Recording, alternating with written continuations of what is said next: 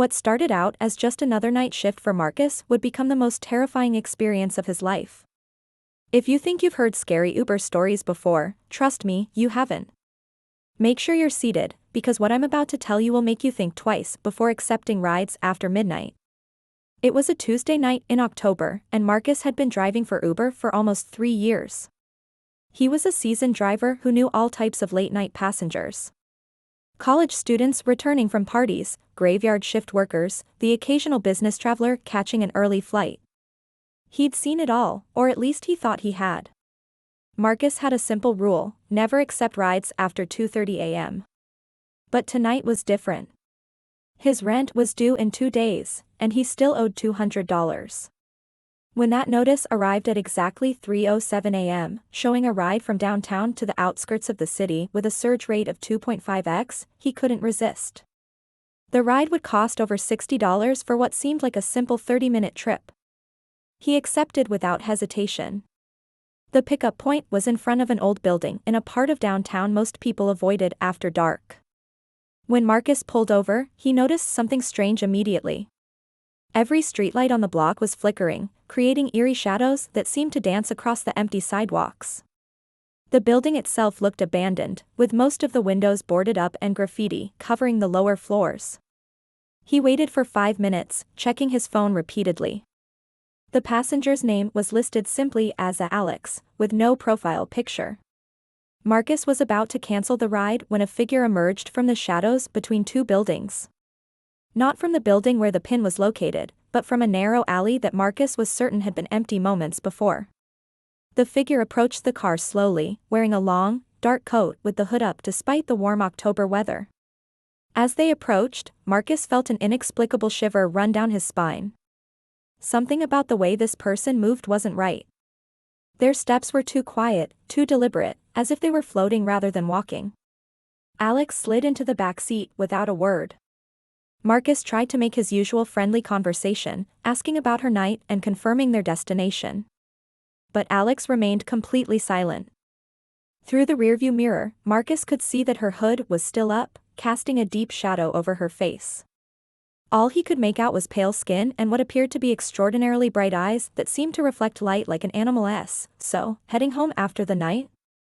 Marcus tried again, his voice sounding nervous even to himself. Still nothing. The silence was becoming unbearable, thick and oppressive like fog. The only sound was the low hum of the engine and Marcus's own heartbeat, which seemed to be getting louder by the minute. As they drove through the empty streets, Marcus noticed something that made his blood run cold. Every streetlight they passed flickered and dimmed as they approached, then returned to normal brightness once they had passed. At first, he thought it might be a coincidence, but it happened consistently, block after block.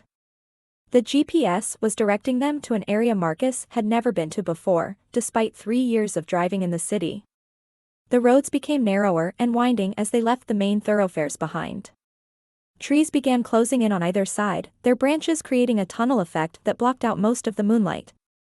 The few street signs they passed were old and rusted, some completely illegible.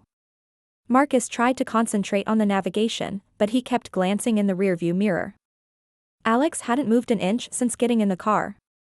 He sat perfectly still, hands folded in his lap, head tilted slightly as if listening to something Marcus couldn't hear. The temperature in the car seemed to be dropping, even with the heater on full blast. Then Marcus heard it. A soft whisper, so low you almost thought you'd imagined it. It sounded like his name, but spoken in a voice that seemed to come from everywhere and nowhere at the same time. Marcus. The whisper came again, definitely his name, but when he looked in the mirror, Alex's lips hadn't moved. After what felt like hours, but was only 20 minutes by the clock, they finally reached their destination. It was a dirt road leading to what appeared to be an abandoned farm, surrounded by dead trees and overgrown weeds. There were no other houses in sight, no streetlights, and no signs of life anywhere. Marcus felt every instinct in his body telling him to turn around and drive away as fast as possible. But he was trapped by his own professionalism and the need for that $60. "We're here," he said, his voice barely above a whisper.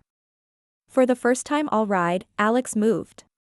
She turned her head slowly toward Marcus, and in the dim light of the dashboard, he finally saw her face clearly. What he saw would haunt him for the rest of his life.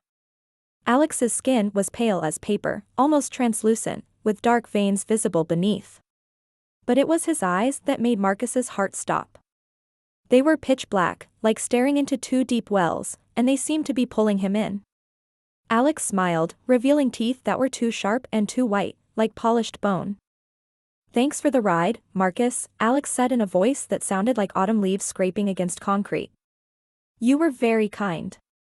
As he spoke, Marcus noticed that the temperature had dropped so much that his breath was now visible. The windows were starting to fog up on the inside, and ice was forming on the edges. Alex reached for the door handle, but before he could open it, all the car's lights began to flash rapidly. The radio began to change stations on its own, picking up fragments of voices speaking in languages Marcus didn't recognize. The engine began to sputter and choke, even though it had been running perfectly all night. That's when Marcus saw them in his peripheral vision. Figures emerging from the darkness surrounding the farm. Dozens of them, all wearing the same dark coats, all moving with the same unnatural grace. They were surrounding the car, and all were staring at him with the same black, infinite eyes. Without thinking, Marcus slammed his foot on the accelerator. The car lurched forward, tires spinning on the loose dirt. In the rearview mirror, he saw Alex still sitting calmly in the back seat, that bone-white smile never leaving his face. "You can't leave yet, Marcus," they said. "The night is just beginning." But somehow, impossibly, the car broke free of whatever force was holding it back. Marcus drove like he'd never driven before, taking curves at breakneck speeds, running red lights, doing whatever it took to get back to civilization. He didn't look in the rearview mirror again until he reached the bright lights of a 24-hour gas station. When Marcus finally stopped and turned around, the back seat was empty. Alex was gone, vanishing as mysteriously as he had appeared. But the evidence of what had happened was still there.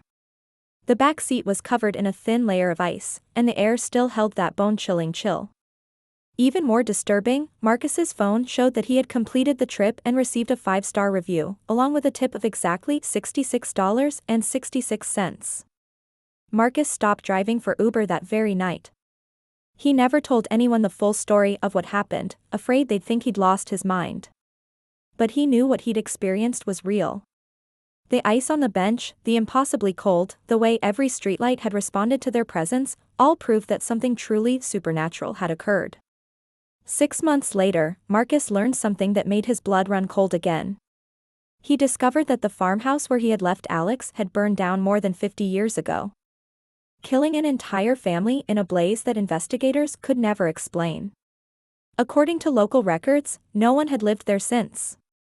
So, what do you think happened to Marcus that night?